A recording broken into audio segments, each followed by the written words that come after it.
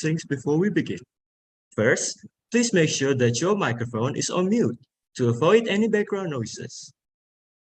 If you have any question during the webinar, you can use the Q&A session that will be held after the main material session. Our guest speaker will try to answer as many questions as possible during the allotted time. Lastly, I want to thank you all for joining us, and I look forward to a productive and engaging session. We will begin in just a few moments, so please sit back, relax, grab your notes, get comfy in your seats, and wait for the webinar to start. Thank you.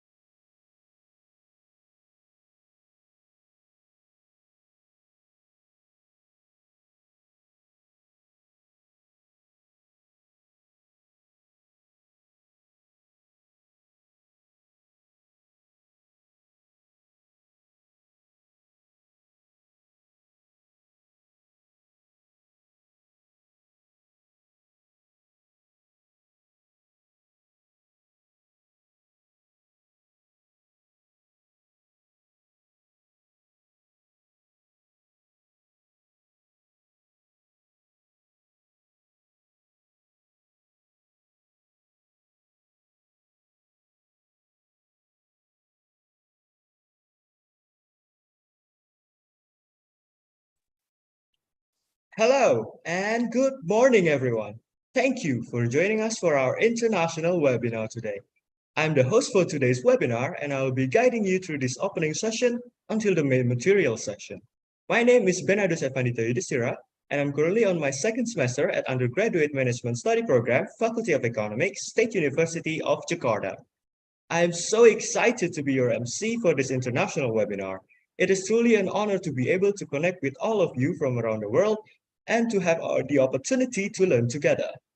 I'm sure we are going to learn a lot from our amazing speaker today, Dr. Siti Hajar Samsu, a renowned lecturer at University Malaysia Sabah, who will be lecturing us on our topic for today, debt servicing capacity, evidence from developing countries. The material session will be moderated by the respectable candidate Dr. Betsalina Tantri SAMM, a lecturer at Universitas Negeri Jakarta. But first and foremost, before we can start the material session, to respect the heroes who fought for our freedom and to remind us how grateful we should be for it, I humbly invite you to listen or perhaps even sing along to Indonesia's national anthem, Indonesia Raya. Operator, your assistance, please.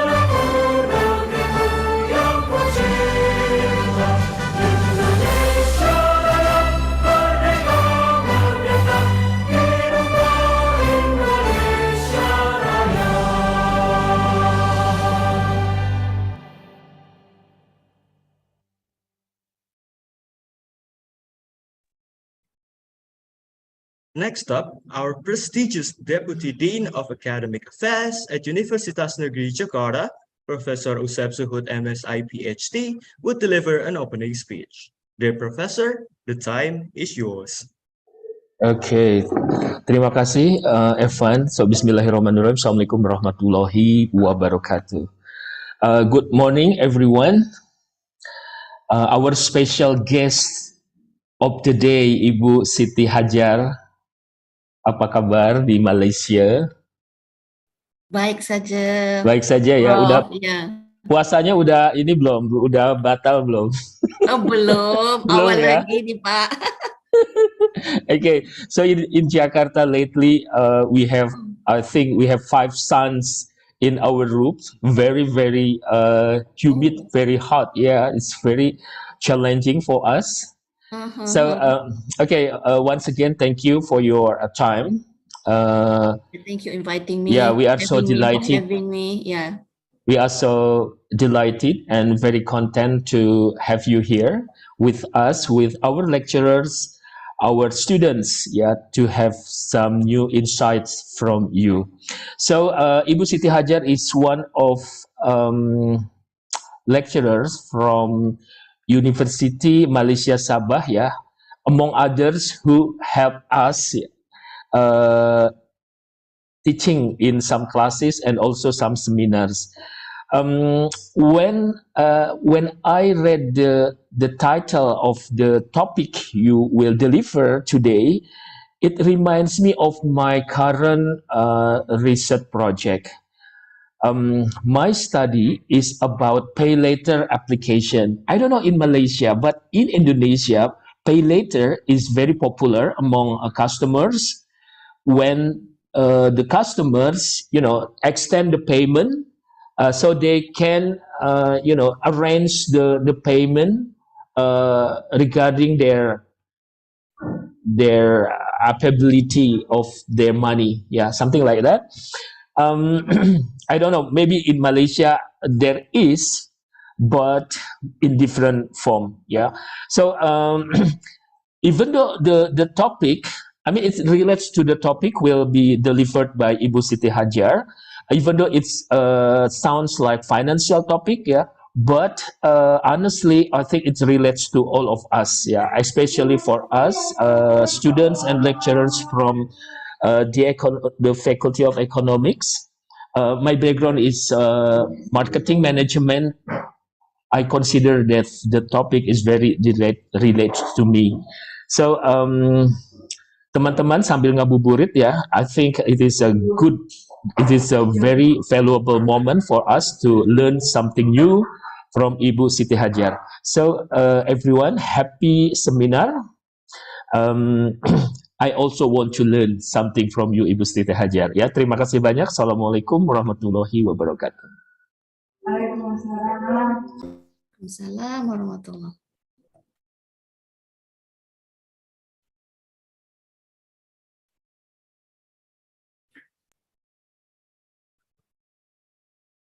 My utmost gratitude, Professor, for your passionate speech and your decision to grace us with your presence. Now for the main event that everyone here is waiting for. Let us give our warmest welcome to our moderator and our guest speaker. Before this session starts, I would like to briefly introduce you all to our dearest moderator, Mistress Mitsalina Tantri. Mistress Mitsalina Tantri is a doctoral student in management science who studies the intersection of financial management and accounting. She has worked as a finance manager at an oil and gas company and now focuses on research in behavioral corporate finance, green accounting, and corporate governance. To Mistress Mitsalina Tantri, are you here with us yet? Yes, Mr. Evan, how are you? There you are. It's such an honor to have you with us as a moderator. I am absolutely brimming with excitement for this webinar today, and I myself is feeling wonderful. Are you prepared to lead us in the main session, ma'am? Yes, Evan, thank you. Magnificent. Although be advised that we only have 45 minutes for the main material session and only 15 minutes for Q&A session. You can start this session whenever you are ready. All eyes on you, ma'am. Okay, thank you, Mr. Irfan, for opening this seminar. Assalamualaikum warahmatullahi wabarakatuh.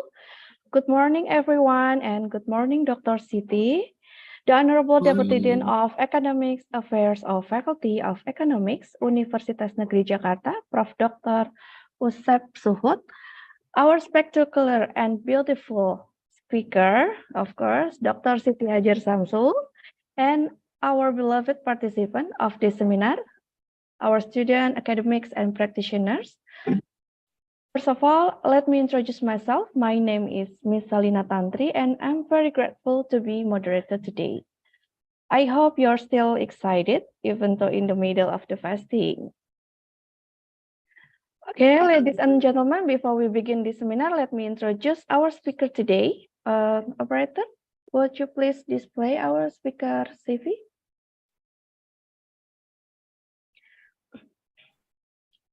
Dr. Siti Hajar Samsu is an economics and management expert, especially in trade, investment, and economic development.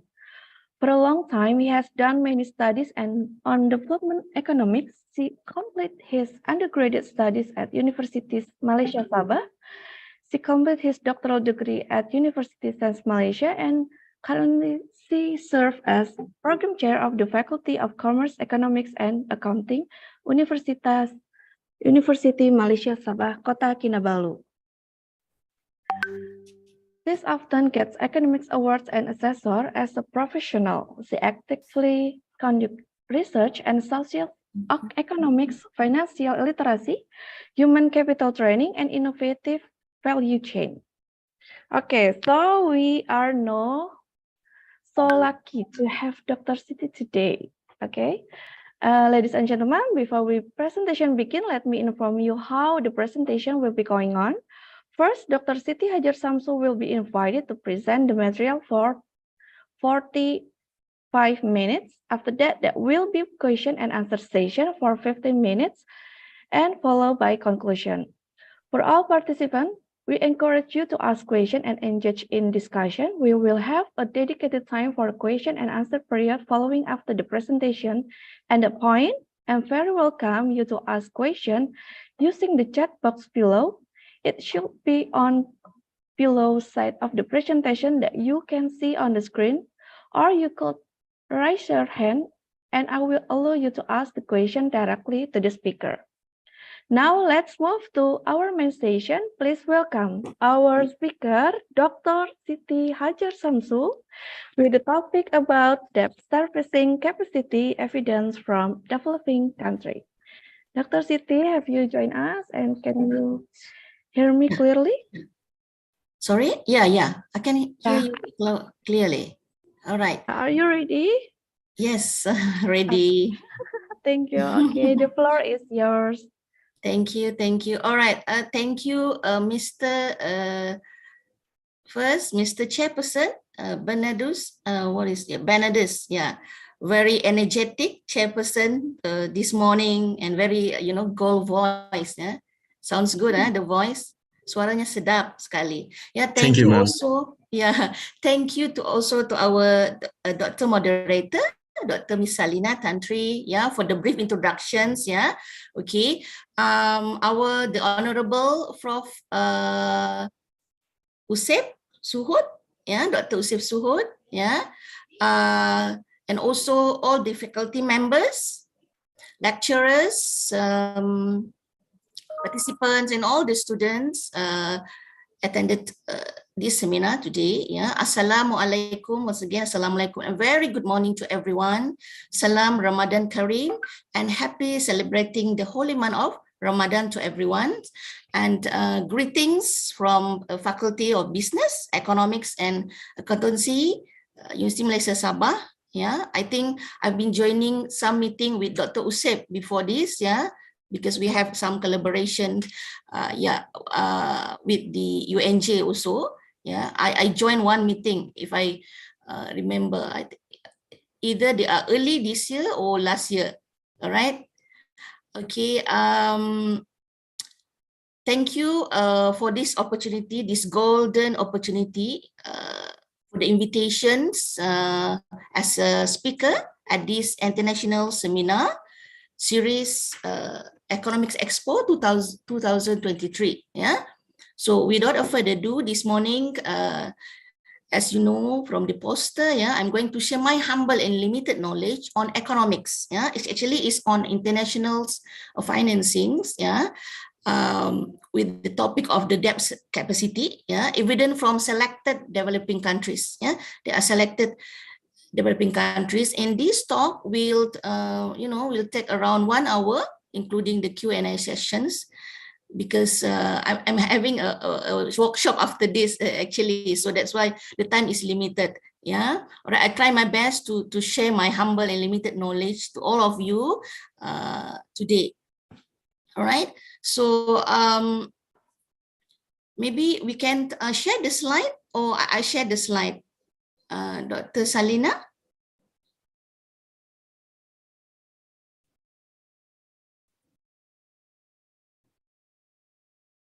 Yeah, maybe I can close my honey in order to smooth the presentations.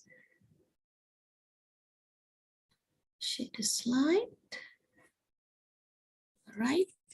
Okay. As you all know, yeah, you can see from the first slide, yeah, my name Siti Hajar, yeah, I'm one of the senior lecturer in a Faculty of Business, Economics, and Accountancy, and I also hold a head of program. Yeah, my program in the FBA faculty is Planning and Development Economics. Yeah, so as I mentioned earlier, basically this topic is regarding the debt servicing capacity, and this is actually the research is a part of my unpublished PhD thesis. Yeah, so I'm sharing this knowledge with you all today. Yeah, this morning. All right. So the outline for the presentations, yeah. So I'm going to talk a little bit about the introductions, yeah. What is this topic all about? Yeah, the concept, the definitions, maybe, yeah, about the debt. What is the debt? Yeah, and actually the selected developing economies, the third one, evidence from selected developing economies, is the case study that the countries that I choose for my study in my thesis, yeah, actually. And the second one, government and external borrowing, also some kind of introduction, a brief summary, what is the definition, the concept of the government, and also the external borrowing. Because when we're talking about debt servicing, more or less the debt, external debt or external borrowing is more dangerous than the domestic debt. Yeah, so I'm focusing today on the external borrowing. Next. Next slide, please. Okay, for the introductions, yeah, the first one is on the definitions. Yeah, actually, the debt to GDP ratio. Yeah, actually is an because, yeah, I know that some of the audience, maybe you have a different background from marketing, yeah, maybe from entrepreneurship, finance, what else? Human resource, human management. So actually, when we're talking about the debt, international debt or debt stock is one of the variables, the important variables in economics. So this topic actually cover the macro economics side. It's not on the microeconomics level. It's more on macroeconomics. Yeah, all right. Okay, if we look into the definition, debt to GDP ratio is an economic matrix that compare a country government debt to its gross GDP or gross domestic product, which is it represent the value of goods and services produced by country. Next. And it's often expressed in the percentage, yeah, for your information, yeah. The debt to ratio, usually it's interpreted in the percentage, yeah, as the number of years needed to pay back debt is GDP is dedicated entirely to the debt repayment. So typically, you determine this concept of debt to GDP ratio. This ratio is actually to determine the stability and health of a nation economic. the debt to GDP ratio is expressed as a percentage, yeah, as I mentioned, and is actually reflect the country ability to pay back its current debt. Yeah, next. Nation with a low debt to GDP ratio are more likely to be able to repay. Yeah, if you have, meaning to say, the stock of debt as compared to your GDP in terms of the ratio, if you have a low percentage of debt to GDP ratio, you are actually more likely to be able to repair the debt with relative easier. Yeah, nation whose economy struggle to produce income or which have an oversized debt tend to have a high debt to GDP ratio. So usually the rule of thumb, if the debt to GDP ratio is above 77 or reach 80%, yeah, usually it can hinder economic growth, and in some cases, yeah, place a country at a risk of defaulting on debt, yeah, which could wreak havoc on the economy and financial markets. Yeah, that one is for the introductions. And many countries resort to foreign borrowing, or in other words, we call as external borrowing, to maintain financial liquidity and stimulate growth.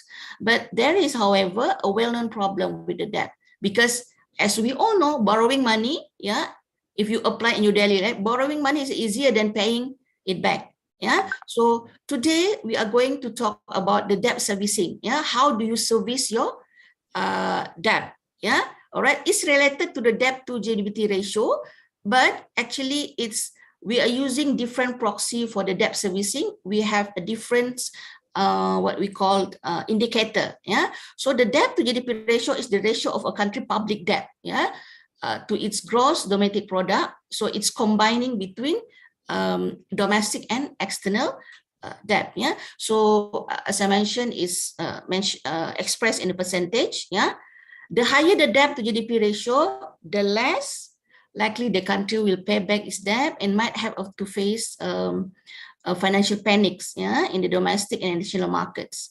So this is the study result by the World Bank, yeah, to found that if the debt to GDP ratio of country exceed 77%, yeah, or more than this percentage for an extended period, yeah, so it will have a negative effect on the economic growth. All right, next. Now, see, the debt service is different. Debt to GDP ratio is different indicator. Now, debt service, the debt used to refer to the amount of the principal interest payment required by borrower loan. Like you are individual, as an individual, you get loan from the bank, yeah. So meaning to say that you have to pay the amount of principal and also the interest. So debt service is a term used to refer to the amount of principal and interest payment required by a borrower loan. Yeah, all right. So this term is also used as a verb to describe making such payment. Debt service is just another name for the loan payment. Yeah? In other words, it's money used to service the debt, and it usually consists of both principal and interest. So annual debt service is total amount of loan payment in a year. For loan which consists monthly payment, annual debt service equal to the monthly loan payment multiplied by 12. Yeah. So in my study, I'm using an annual data, yeah, which is on the ratio. Okay, next. Right. So now we look into the why the government they have to borrow from outside, yeah, or why they have to borrow even from domestic financial institution. Okay, so now we go to the next outline of my presentations. Yeah, so we'll begin by categorize or clarifying the distinction between two terms, which is deficit versus the debt. All right. Have you heard about deficit and also the debt? Yeah, I think if you study about macroeconomics, yeah, especially for the students, maybe you came across about this term. Yeah, all right. So how do you define the deficit? In a very simple one, spending you minus by tax or the revenue in a given year. Yeah. Okay, so that one you will have your deficit amount. Yeah. So for example, suppose in a year 0 or year 1, the government spend around 150 billions. Yeah. Your spending is 150 billion.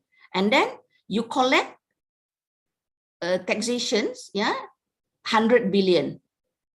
And in order to cover up the spending, maybe you can borrow 50 billion by selling 50 billion in government bond to the public. This is if you're using a domestic debt.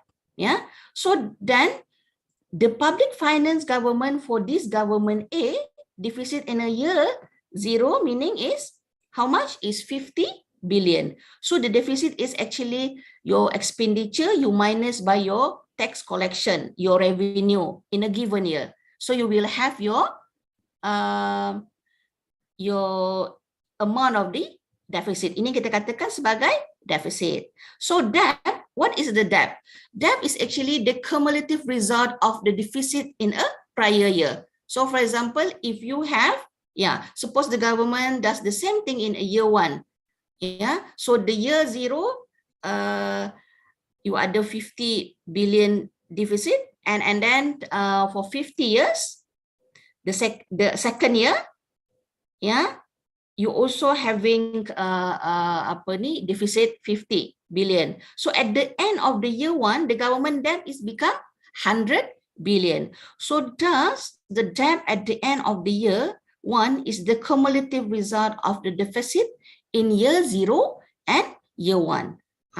That one is we call as a debt. Debt is a stock or the accumulations of the deficit which is happening in that particular country. Yeah, so makes sense. Hopefully you understand about that particular concept and definitions. Yeah, next.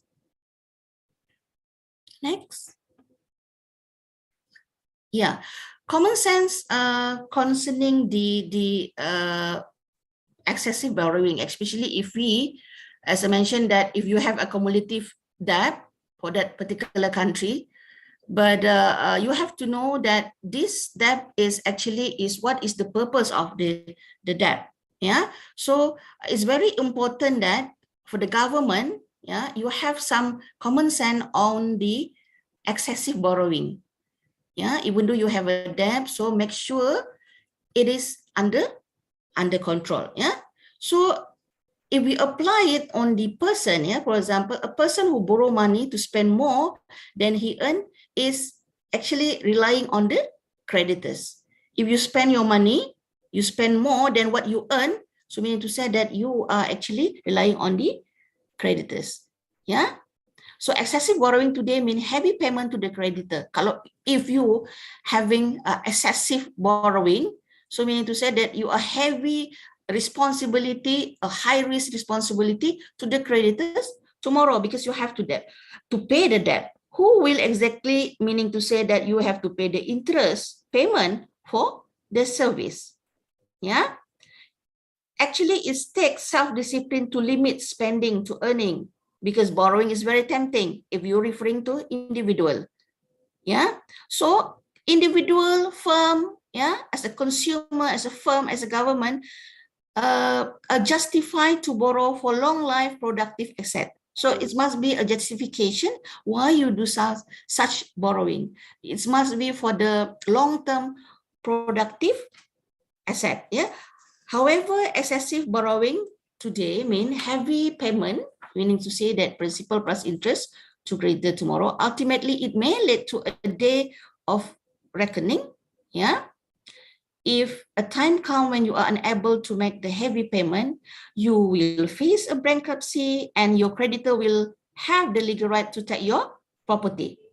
So it will spurn the creditor in the future unable to borrow even in the emergency. So if the government default on loan, then creditor may worry, right?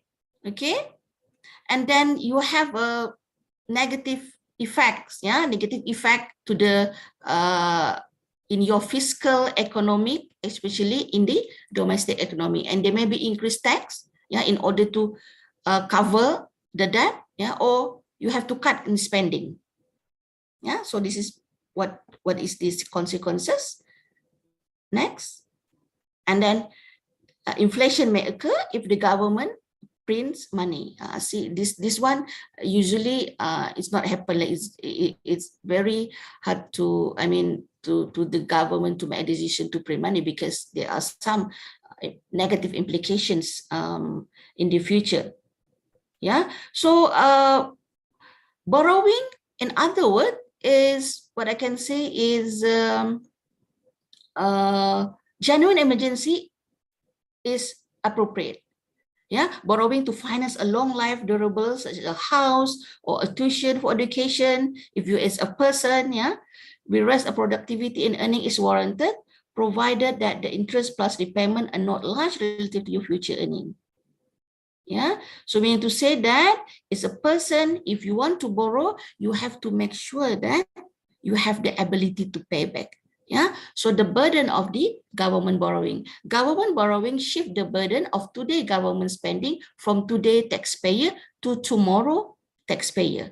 So is it fair to shift the burden of today government spending?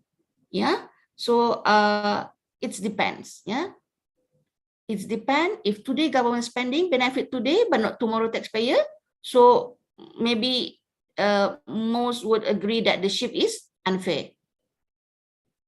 But if today government spending primary benefit tomorrow taxpayer, then most would agree that the shift is fair. Yeah, so it is depends on the situation. That's why we're talking about what we call as the current expenditure and capital expenditure. Next slide, please. Okay, let's see how you make a decision. All right, so the current expenditure, yeah, borrowing is unappropriate when government spending doesn't benefit tomorrow taxpayer. This is the rule of thumb. Yeah.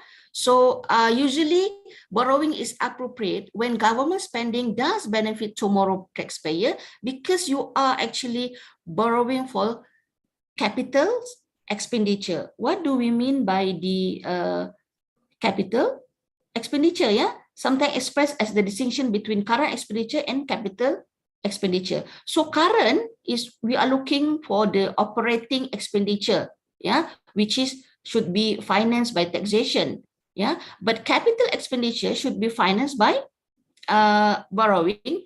But in other words, this capital expenditure is some kind that we refer into the investment, which is can be financed by borrowing. Investment, something that benefit tomorrow taxpayer, because you are doing investment.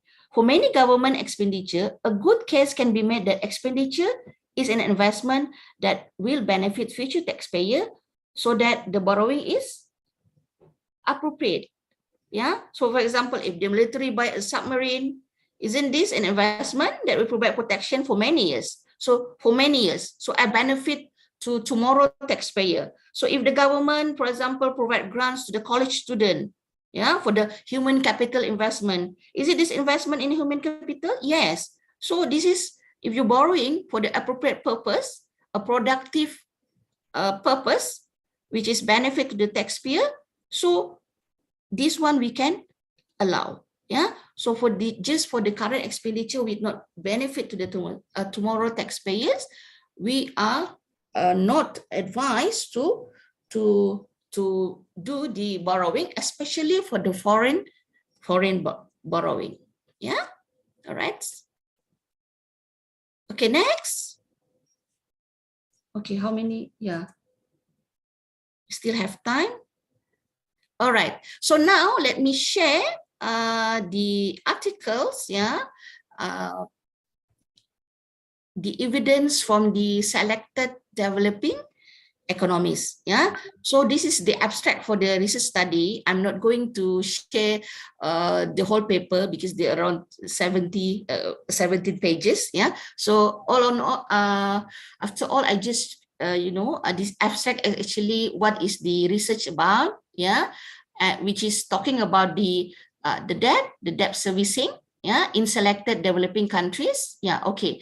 So we know that foreign borrowing, I'm focusing on the external borrowing, actually. So foreign borrowing play a role in contributing to the production of resources for a country economic growth. So we know that it's having an external internal factor, which is affect the ability to repair a foreign loan, for every country in this world, around the globe. So we try to explore what is actually the key determinants in servicing foreign debt in 13 developing economies. I'm using econometric approach for the panel data. This panel data analyzing using these three method, which is PMG, MG, which is suggested by Pesaran 1999. In order to see how this variable, the key determinants, is influence the short-term and long-run relationship between the debt service and also the macroeconomic variable. So the finding said that the global economic shock, export, macroeconomic political instability, as well as per capita GDP have a long-term negative effect on external debt servicing capacity. Right? And in the long term, the budget balance has a positive effect on external debt servicing. Short-term results suggest that export and per capita GDP will help to forecast the serviceability of external debt. So usually the main finding that found from the study, to buffer its effect of the debt servicing capacity or difficulty, policy for the government, government policy, the policy maker, they should encouraging trade service, trade services and trade facility, should therefore be formulated, because trade services and trade facility is interrelated, so the earnings or the revenue from the trade, this is actually, if you are more on foreign borrowing, you're using this foreign currency in order to pay the external debt. Okay, we go to the detail next. For the introductions for this, all right, foreign borrowing is effective tool, as I mentioned. Usually most of the developing countries in this globe, they are trying to borrow from outside, including Malaysia also, maybe in your case also Indonesia also have the same issues lah, all right. Foreign borrowing is an effective tool for a country economic growth. So the gap between saving and investment can also be minimized by external or foreign debt. If you don't have the modal, we said the capital, so where else your sources if you have to do the foreign debt, especially for developing economies, which is they usually face a shortage of domestic investment, financing, saving. So therefore there are need for the external borrowing. They need for external borrowing as a source of funding to ensure the gap saving investment gap is reduced. Because the motivation of the weak of economic fundamental indeed has a heightened concern over the capacity of this country to service the external debt. So we can see the depressed series of debt crisis.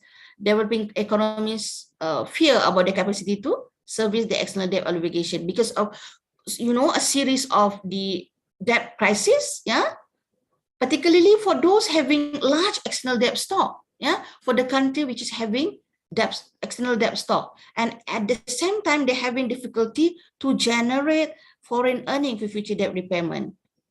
So the investigation of the reason behind it, the dependent is very, very crucial at that particular time. So GDP also, the GDP per capita, one of the variable that I'm using also for reflection for the measure level of the economic development, and also including the human development. So this is among the variables that I'm using for that particular study. these 13 developing countries, other than being noticeable in external debt accumulations, a common features among these selected developing economy is their debt service to export ratio. Yeah. So whereby external debt servicing capacity measure the necessary amount of the export earning to meet the annual interest and financials, annual interest and principal payment, yeah, for external debt. Yeah. So they are, so we can see that this data is 2015, yeah, during my study time, yeah, 2015, yeah. The data is from 1990 until 2015. So there has been a remarked rise in the debt service to export ratio in this country. Yeah. So among the country that selected, yeah, for your information is Malaysia, yeah, Indonesia, Kazakhstan, Romania, Bulgaria, South Africa, Jamaica, Nicaragua, Morocco, Turkey, Ukraine, and Belarus. Yeah, so it's from 5 regions. Yeah, actually, so this particular debt service ratio, there has been a marked rise in the debt service to export ratio in this country. So that's why I choose to select this particular country. Yeah. So, but the topic of the thesis is a bit different. It's more on the difficulties. Yeah. But now I'm covering on debt servicing capacity. Is more generally. That one is more specific. Yeah. So the particular country I choose this kind of country lah, the 13, including Ukraine. Yeah.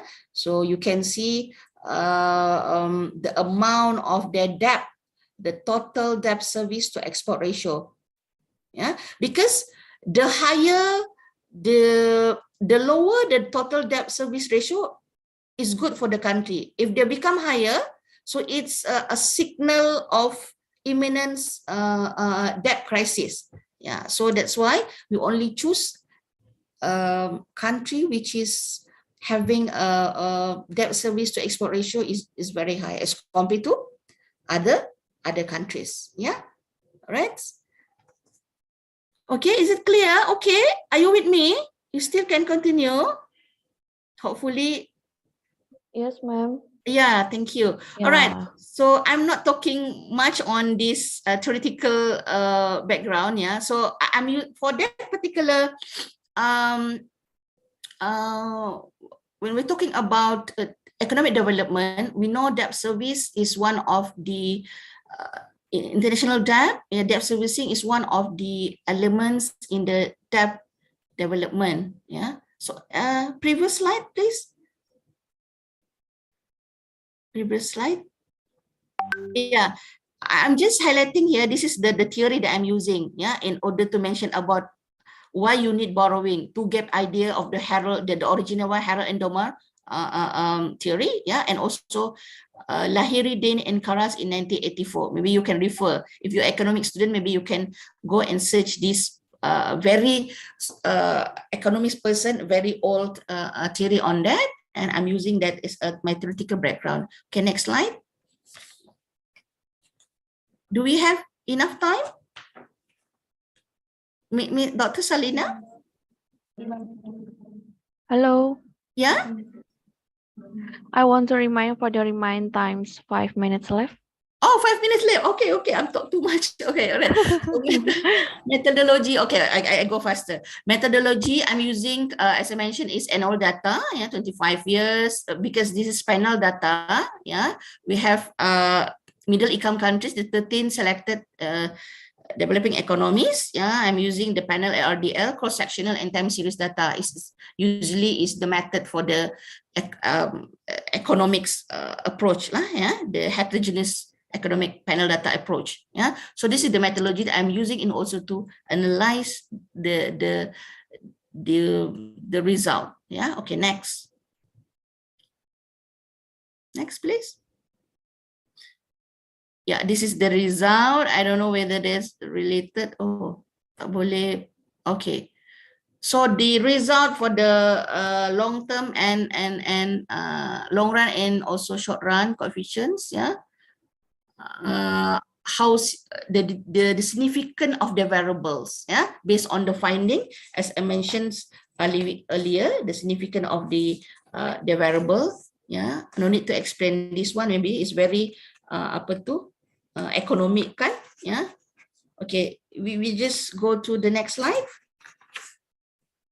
Maybe we can explain it in the findings lah. Yeah. All right. Based on that result, yeah, we can say that on the conclusion, since we have 5 minutes, right?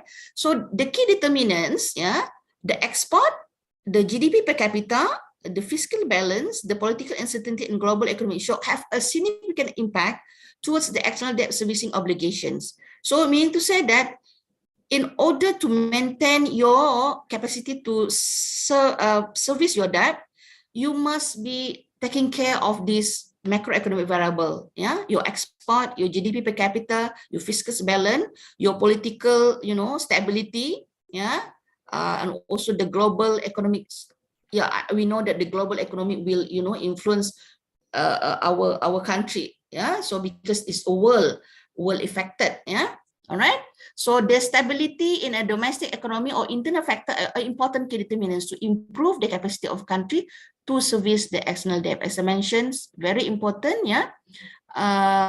You use the stability of the domestic economy in order to service the external debt. Yeah, especially for the foreign currency, the international reserve, because we have to pay for the external borrowing or the foreign borrowing, we have to pay in a foreign currency. That's why we need enough current foreign currency in our in the home country in order to pay the external debt. Okay, next. What is the policy implications? Yeah, the policy implications that we can draw from this study. We have around 5. Yeah, the first one is safeguard from global economic shock is important. Yeah, because the impact of the external shock can be mitigated or minimized. That thus preventing a country from rescheduling debt servicing. Yeah. Okay. So secondly, a continuous flow of export earning. You must be focusing on your export earning. Yeah, you must get a very good sustainable export earning because it's a vital factor influencing your debt servicing capacity. Third one, the implication, the stability in macroeconomic and political stability are significant determinants also, yeah, the policy implications, yeah.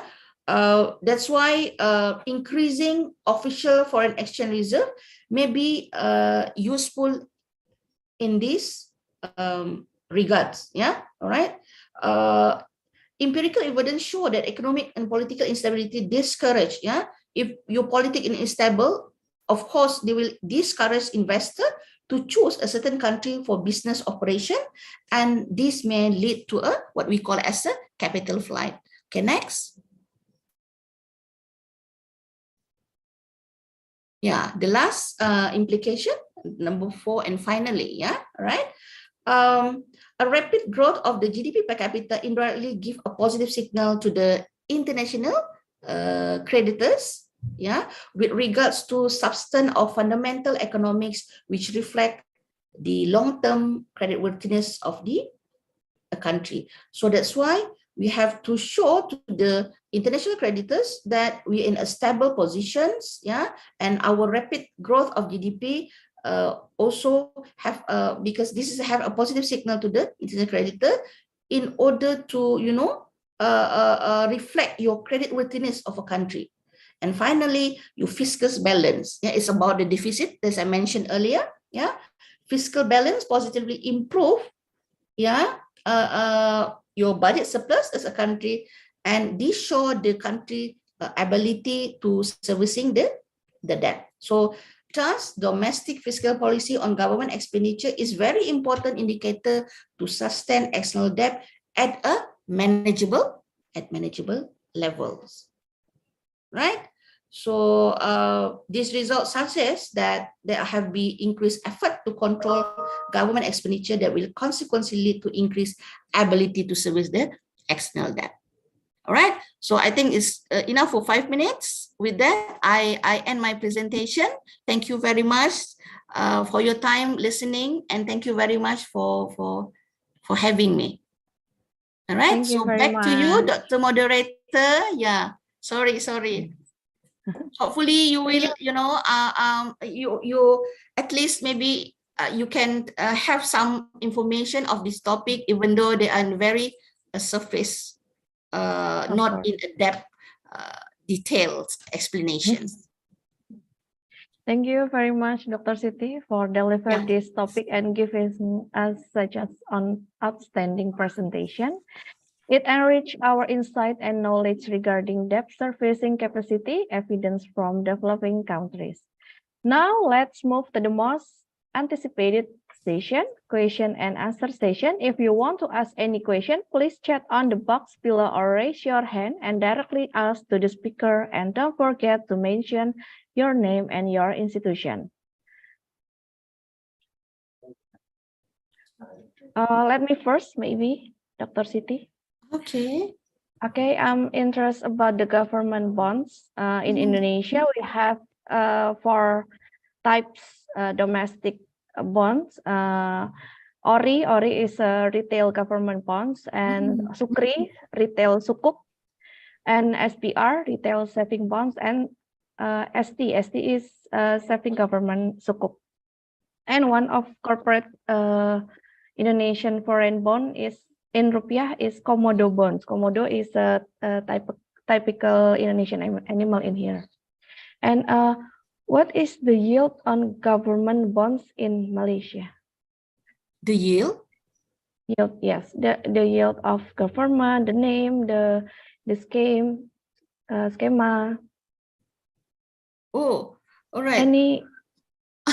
Okay. Because I'm not on the because international economics is more on. I'm not on the international finance part, so I'm worried that I cannot answer that the name that particular question of the yield and also the name of the bond. Yeah, it's usually you can refer to the somebody which is on the financial economics. Yeah. I'm worried I cannot answer that particular questions because I don't. I have limited knowledge on that. Yeah, especially on the bond and the financial sides. Yeah. Okay. Sorry. Very sorry, Dr. Salina. No problem. It's my mistake. Yeah, Okay. it's okay. It's okay. How about the government borrowing in Islamic perspective in Indonesia and in Malaysia? Sorry. Borrowing, we do have this what we can as a sukuk. We do have, yeah, and because in Malaysia also we actually we having the what we call the conventional one and also the Islamic windows. Yeah, so recent year we're very active on the sukuk, and usually we have some of the program and also some university which is really encourage the student to take this research on the sukuk. Yeah, among the university when I study in the University Islam Antarabangsa, IUM. Yeah, so one of the university which is really concerned or really want to study about this Islamic point of view of the sukuk or in conventional one is bonds. Yeah. Sorry, I give me a time. I have to charge my laptop. Oh, okay.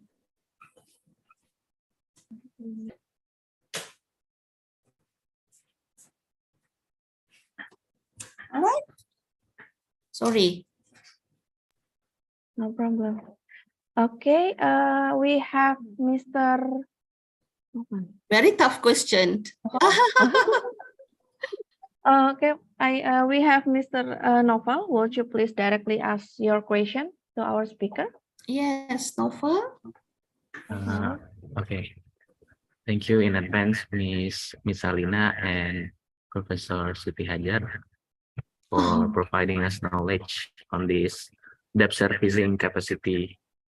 I want to ask a question. So in the first world country like Japan and the US, usually the debt to GDP ratio, from what I know, is above 100%. And it's very high. the catch is that they have the internal debt. So the government issues some treasury bond to the people itself. So the interest rate is usually lower than let's say borrowing from other countries. So why don't we as a developing countries or third world countries use that same methods so we have lower interest rate and better financial performance for ourselves? Thank you. Yeah.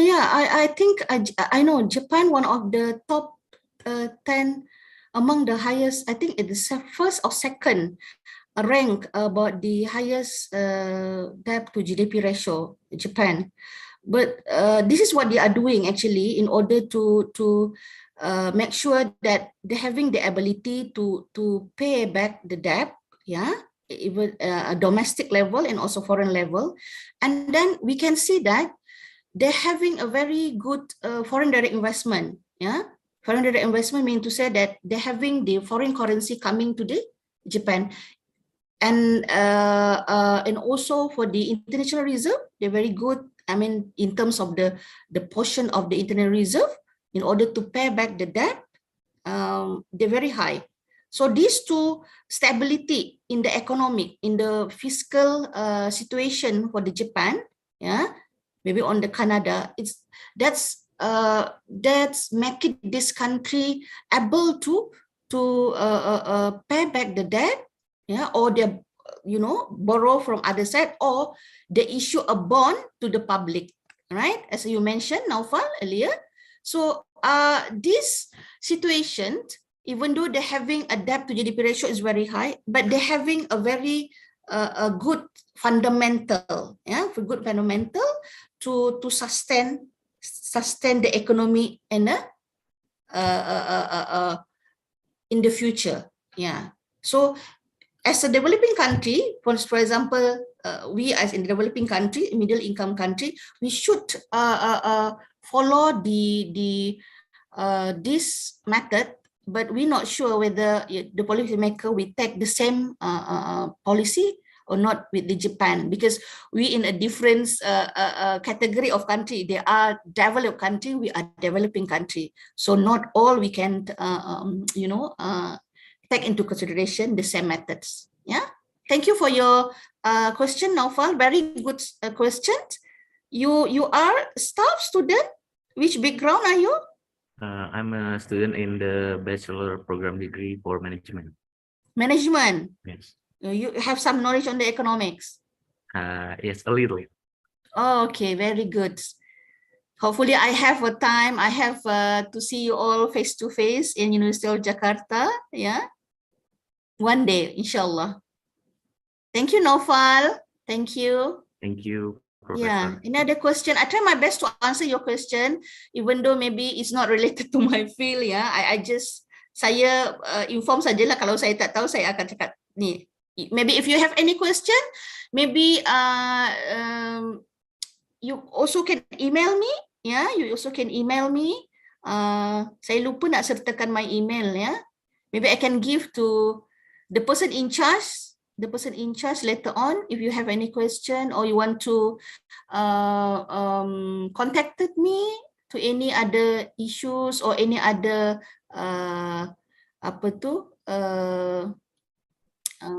deal or transactions, should be no problem. All right. Thank you. Okay, Mr. Titis. Mrs. Titis. Okay, we have to move to the next question. Mrs. Titis, can you hear me? Okay. Would you please directly unmute me? Our speaker. Okay. Can you hear me clearly, Miss Tantra? Yeah. I can hear you clearly. Thank you for the opportunities. My name is Titis Fatarina Mahpira, Dr. Siti. I see in your research that you say the goal of the study is to explore the key determinants in servicing foreign debt in developing economies. I just want to know what is the difference of the key determinants between developing economies and the developed economies? Is there any significant difference for these determinants? Come again. Your question. Are you asking about what is the difference between key determinants? In servicing foreign debt Okay. between developing for economies. developed country and developing country. Is it? Developing and developed country. Okay. So my study, I'm focusing on developing economies. All right. So not undeveloped. Not developed countries, but I believe some of these determinants for developing country, I think is also significant or important, vital for the developed country, especially in terms of the variable of the macroeconomics, the GDP per capita, and also the export earning. Yeah, because export, whatever it is, they are servicing the foreign currency that we really need to pay our, especially the external debt, especially for the external debt. So I cannot answer directly what is the difference between these two developed and developing country. What I can answer to you is based on my study on developing country, I highlighted 5 key determinants, which is on the export, GDP per capita, which is reflects the growth of the economics, the fiscal balance, apa lagi tadi, the stability, the political stability, and also the global economic shocks. This is the very important determinants which is influencing your ability to service your debt. Meaning to say, if something wrong with your export, something wrong with your growth, your ability will be reduced, minimize the ability to pay back your debt, especially the external debt. Yeah. Thank you, Titis, for the very good questions. Yeah. Well, thank you, Dr. Siti, for giving us a new insight. Yeah. You also a student or staff? Look young. I'm actually a lecturer in Faculty of Economics. Very young. Okay. Thank you. Which background you in economics or management? Management. Finance management. Sorry? Finance management. Finance management. All right. Okay. Okay, but my research mostly in corporate governance. Corporate governance, yeah. Related also to fiscal balance, fiscal economic, right? Or you look into especially the micro side? CEO characteristic. Sorry? CEO characteristics. CEO characteristics. CEO. Oh, okay, Chief okay. Executive Officer. All right. It's the microeconomics levels, right? Actually, not macro, maybe corporate finance. Corporate finance. Corporate finance. Yeah, interesting fields also. Yeah. All the best to you. All the best. Yeah. Yeah, I do research collaboration with your colleagues too. Yeah. Okay. Dr. Butera and Dr. Sorry, I forgot the name. Yeah, because they are from the program from finance in banking. They are finance people. Yeah. It's very matching program with you, Titis. Yeah. Titis Katarina Makrifira. Very nice name. Okay, thank you, Dr. Siti. All right, welcome. Any other question? Maybe we can take 1 or 2 questions. Yeah, because I have to go to my workshop actually. I'm sorry. I apologize. This is the last question because the time is up. Okay, the time is up. Sorry. Okay. Okay, thank you, Dr. Siti, for the very insightful. Thank you very much. And yes, and interactive talks with our participants today. Before we end our session, would you mind to give us an anniversary greetings as our beloved Faculty of Economy UNJ is celebrating 18th anniversary. Please, Dr. Siti. 18. Oh, I have to give a speech? Yes. Oh, okay. Sorry. Congratulations to University University Negeri Jakarta UNJ for your anniversary, 18th anniversary. Yeah. Yeah. So hopefully leadings, UNJ will leadings towards excellence after this, yeah. So there are more collaboration with outside university, outside Indonesia, and we keep contact for the what we call the collaboration in the future in the research, academic, maybe community service. Congratulations to you, all of you. 18th year anniversary is not a short time. Yeah, if you have a children's kids, you know, grow up already, 18, you know, you can get married already, 18 years. Yeah. All right. So hopefully, I really appreciate this opportunity. Invited. Actually, my deputy deans asked me to, you know, accept this invitation. So I take this chance actually, and I really really appreciated that I'm having a very good time to sharing my limited knowledge to all of you and UNJ, and hopefully we have you know, much more collaboration in the near future. Yeah, all the best to the UNJ, and yeah, hopefully we will have a good time in the near future. Thank you very much. Thank you, Dr. Siti, for the best wishes to our faculty anniversary, and we wish that we could become an international reputable faculty who produce human resource with the global perspective and character. Okay, dear all participants, before we end our seminar, I would like to take the conclusion from what the speaker has presented. The stability in macroeconomics and political stability are a significant determinant in debt servicing difficulty. Okay, ladies and gentlemen, we finally come to the end of this seminar. Hopefully, this seminar will be beneficial for everybody. I also thank you for the committees who have organized this wonderful event, and I'm so happy to accompany our speaker today. Finally, give the applause for the speaker and for you all. Thank you. Thank you very much. Thank you very much. Thank you. Good morning, and wabillahi taufiq walhidayah. Wassalamualaikum warahmatullahi wabarakatuh. Happy fasting, everyone. I return me too. to Mr. Evan. Thank you, everyone. Thank you, everyone. See you all again. Happy fasting. Assalamualaikum.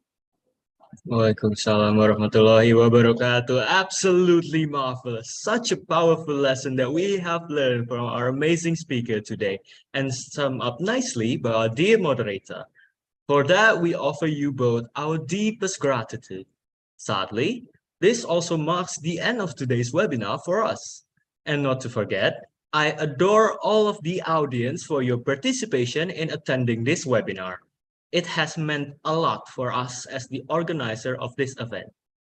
Special thanks to Professor Usep Suhud MSI PhD for his outstanding opening remarks, and also for Mistress Titis Fatarina Mafiroh SAMSM for her role in supervising organizer of this event behind the scene has not gone unnoticed. Oh, and one more thing. We would like to remind you, our esteemed audience, to fill in the attendance link, for it is crucial in the retrieval of the highly precious International Webinar Certificate. Forget to do that, and your certificate may void. For any technical difficulty, feel free to contact one of our committee staff. And before we end this meeting, we would like to take screenshot for documentation. So please, let's turn on our camera feature and give us your best smile. Smile for the camera.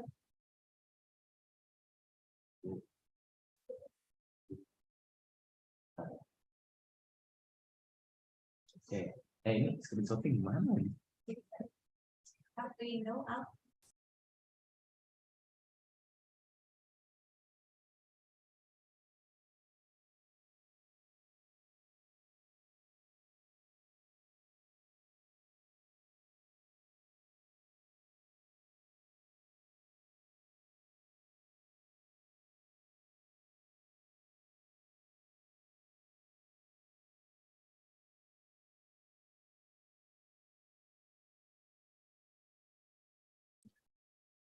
Taking picture in 3, 2, 1. Smile for the camera.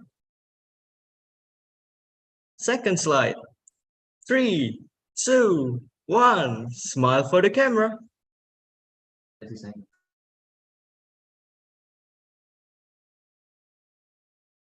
The rest will be handled by the operator.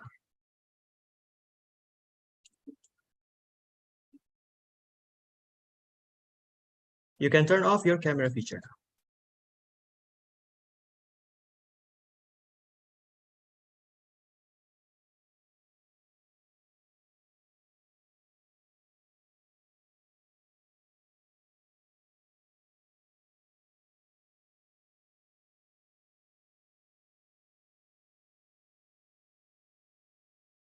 That is all the gratitude I can offer you right now. I hope you find this webinar helpful to broaden the grasp of your knowledge on debt services and its capacity. Don't just have a good day, have a fantastic day, everyone. I bid you farewell and see you in the next session around 1:30 p.m. Jakarta's time, this very same day. Stay tuned and see you soon.